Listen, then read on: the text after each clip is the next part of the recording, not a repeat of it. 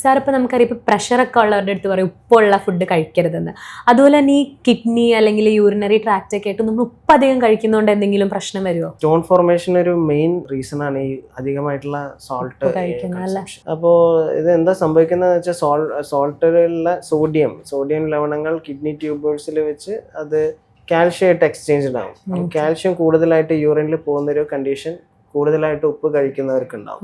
Calcium കൂടുതലായിട്ട് യൂറിനിൽ പോകുമ്പോൾ calcium containing stones ഉണ്ടാവാനുള്ള സാധ്യതയുണ്ട്.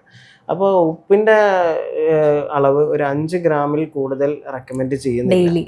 ഡെയിലി 5 ഗ്രാം എന്ന് പറയുമ്പോൾ വളരെ മിനിമൽ എമൗണ്ട് ആണ്. നമ്മൾ കൺസ്യൂം ചെയ്യുന്ന പോലത്തെ കൺസംഷൻ അല്ല. അപ്പൊ അത്രയും അളവിൽ ലിമിറ്റ് ചെയ്ത് വെക്കണം, എസ്പെഷ്യലി സ്റ്റോൺ ഹിസ്റ്ററി ഉള്ള ആൾക്കാർ, ഒരിക്കൽ സ്റ്റോൺ വന്നിട്ടുള്ള ആൾക്കാർ.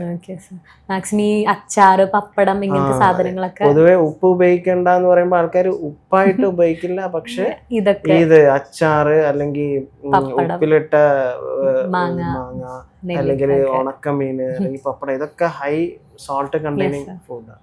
അപ്പൊ ഇതൊക്കെ അവോയ്ഡ് ചെയ്യേണ്ടതാണ്. Okay sir.